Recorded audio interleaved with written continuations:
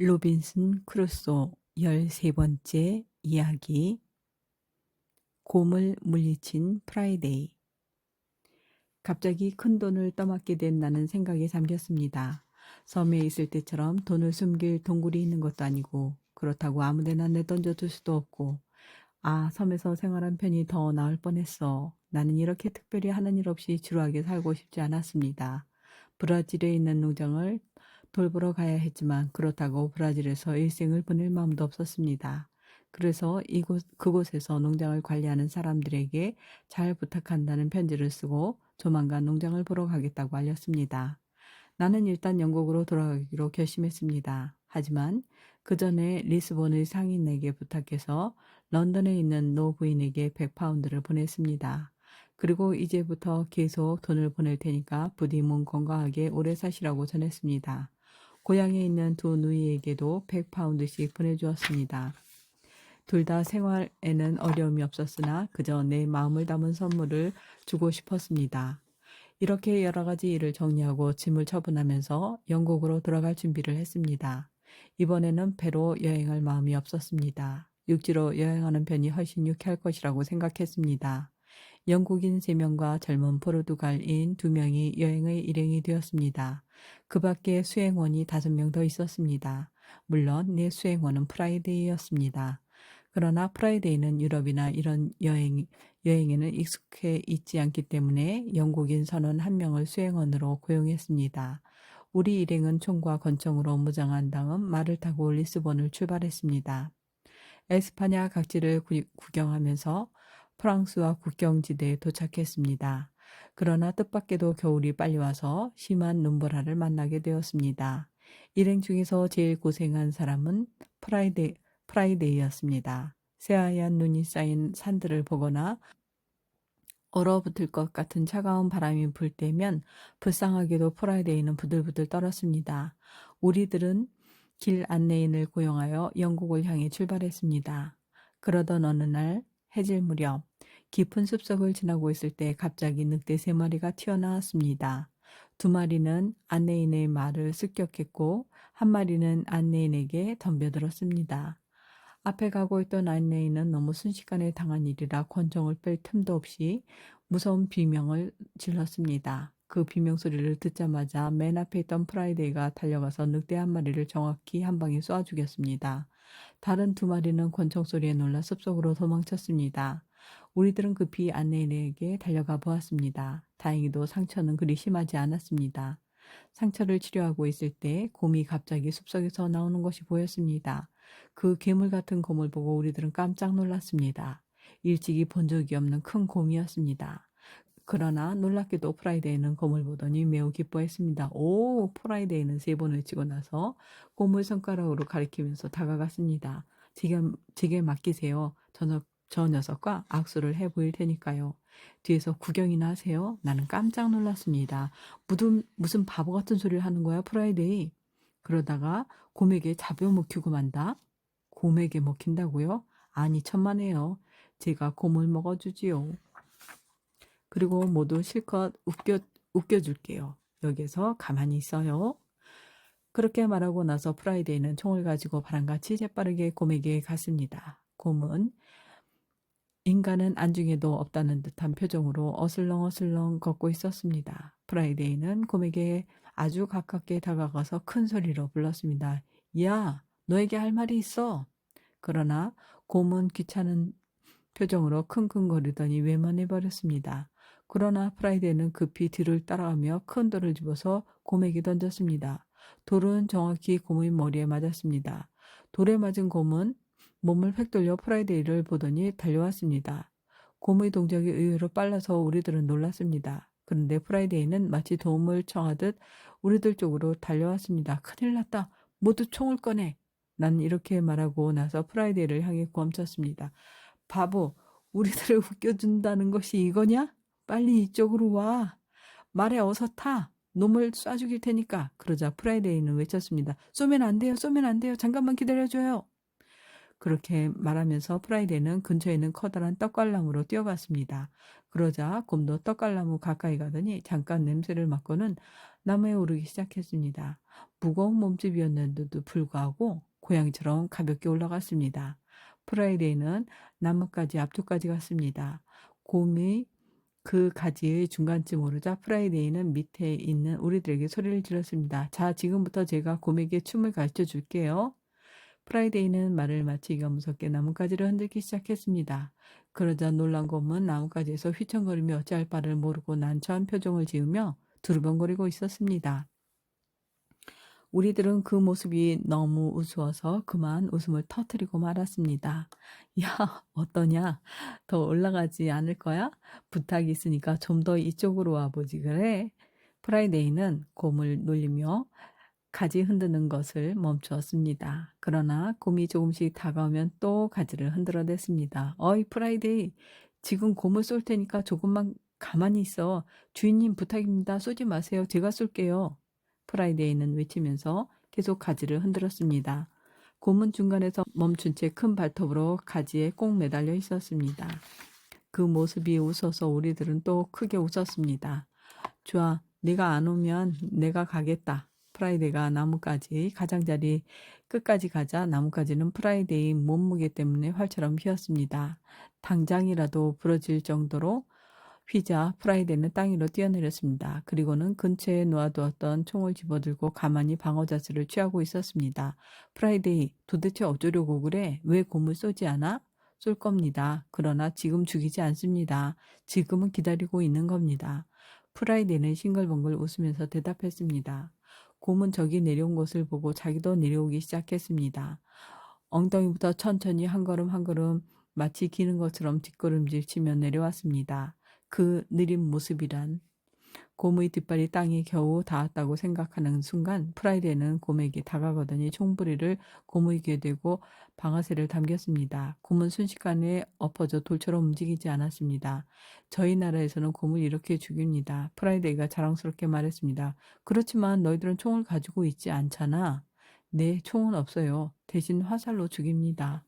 프라이데이가 곰을 물리치는 재밌는 광경을 보고 우리는 모처럼 기분 전환을 했지만 여기서 꿈을 꾸릴 시간이 없었습니다. 아직 먼 여행이 남아 있었기 때문입니다. 마지막 모험. 산을 내려오자 평야가 나왔습니다. 눈이 쌓여 있었지만 산 위에만큼은 깊지 않았습니다. 조금만 더 가면 위험한 곳이 한 곳 있습니다. 그곳은 늑대가 자주 나오는 곳으로 그곳만 지나면 곧 오늘 밤에 머물 마을에 도착할 수 있습니다. 안내인이 말했습니다. 주위는 점점 어두워졌습니다. 우리들은 총을 준비하고 주위를 경계하면서 나아갔습니다. 그럭저럭 무사히 숲을 빠져나와 평지로 나왔다고 생각했는데 갑자기 늑대 6마리가 무언가를 개걸스럽게 먹고 있는 것이 보였습니다. 말의 시체였습니다. 우리 일행이 무사히 평지 반 정도를 지났을 즈음 왼쪽 숲에서 늑대의 울음소리가 들려왔습니다. 그러더니 잠시 후 100마리 정도 되는 늑대가 이쪽을 향해 습격해 오는 것이 보였습니다. 우리들은 각자 총 한 자루 권총 2자루를 가지고 있었습니다. 모두 빨리 일렬로 늘어서 그리고 내가 지시를 하면 한 사람도 빠짐없이 일제히 쏜다. 그러면 일제 사격을 6번 할 수 있어. 내 지시를 따라 모두 일렬로 늘어서서 첫 번째 공격을 했습니다. 늑대 무리는 급히 멈췄습니다. 굉장한 총소리와 불꽃에 놀란 것 같았습니다. 맨 앞에 있는 머리가 죽고 다른 몇 마리는 상처를 입고 도망치기 시작했습니다. 좋아, 이번에 모두 될 수 있는 한 큰 소리로 고함을 쳐.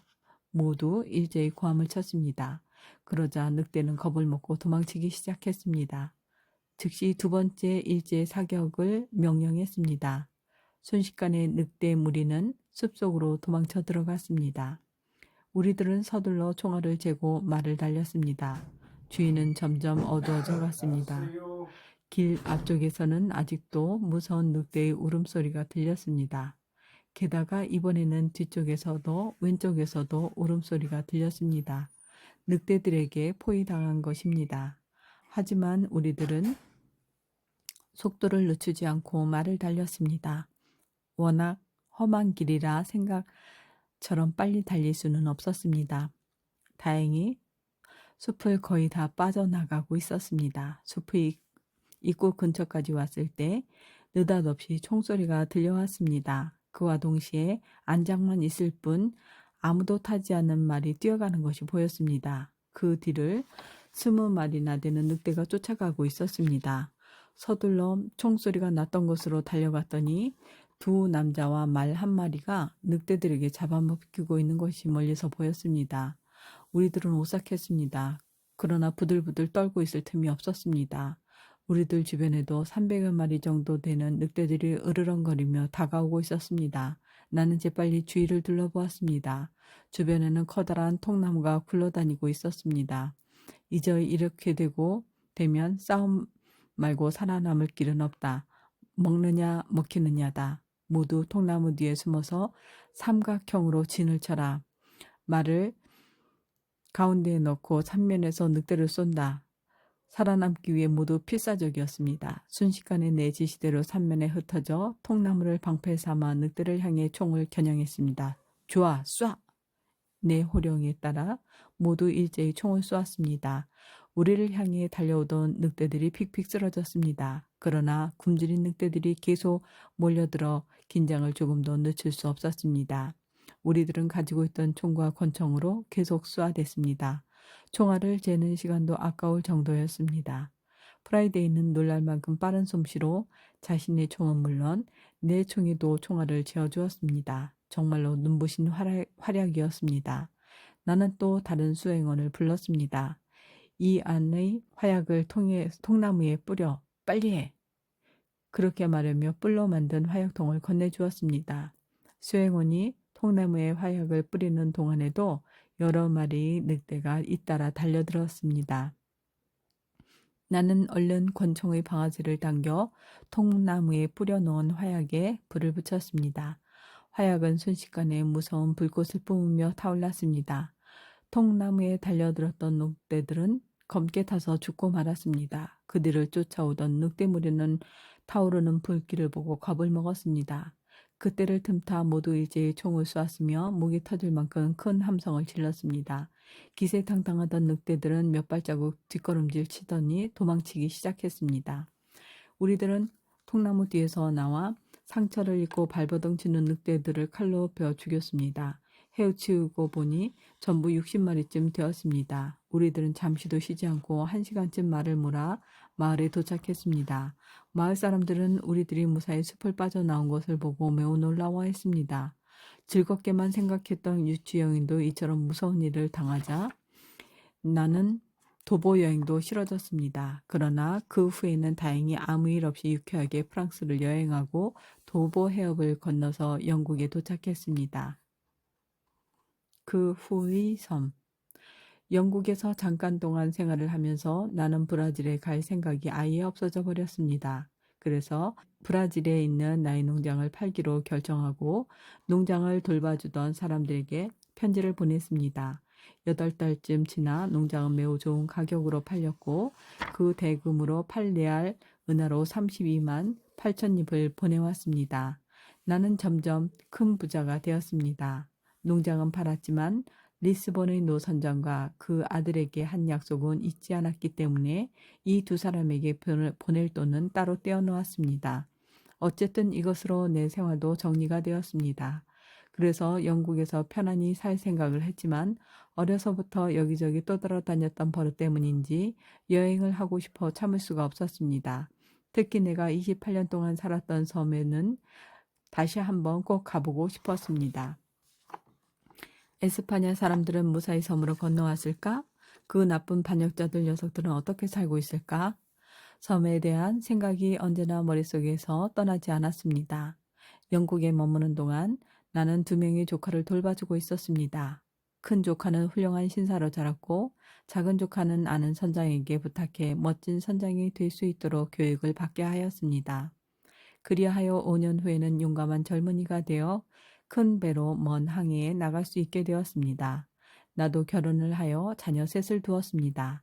그러나 아내가 죽고 나서 집에만 있는 것도 지루해져서 1694년 조카의 배를 타고 말레이 제도로 갔습니다. 그리고 오랫동안 머릿속에서 떠나지 않던 섬을 찾아가 보았습니다. 그곳에서 에스파냐 사람들을 만나고 그 후에 어떻게 지내왔는지도 자세히 들었습니다. 처음에는 나쁜 반역자들이 에스파냐 사람들에게 마구스대며 싸움을 걸기도 했지만 나중에는 사이가 좋아져서 즐겁게 생활할 수 있었다고 합니다. 나는 20일 동안 섬에서 지냈습니다. 그리고 섬 생활에 필요한 많은 물건을 그들에게 건네주었습니다. 일부러 영국에서 데리고 온 목수와 대장장이도 섬에 남기고 돌아왔습니다. 그리고 섬의 토지를 모두에게 나누어 주었습니다. 물론 섬 주인으로서의 권리는 내게 있었습니다. 모든 것을 정리한 후 나는 섬 사람들과 헤어졌습니다. 그리고 돌아가는 길에 나는 브라질에 들러 작은 배를 한 척 사들인 다음 거기에 남자 몇 명을 태워 섬으로 보냈습니다.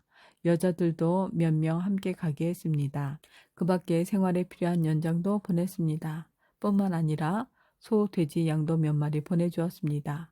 그 후에 다시 섬을 방문했을 때 이것들이 몇 배로 늘어나 있는 것을 보고 매우 기뻤습니다. 그때 갔다가 생긴 일은 언젠가 다시 말할 때가 올 것으로 생각합니다.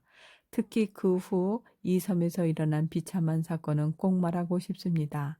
비참한 사건이란 무서운 야만인이 300여 명이나 섬에 밀어닥쳐 섬 사람들과 두 번이나 격렬한 싸움을 벌인 것을 말합니다. 그 밖에 내가 몸을 통해 겪었던 놀랄만한 경험들에 대해서는 머지않아 이야기할 기회가 또 생기겠지요? 끝입니다.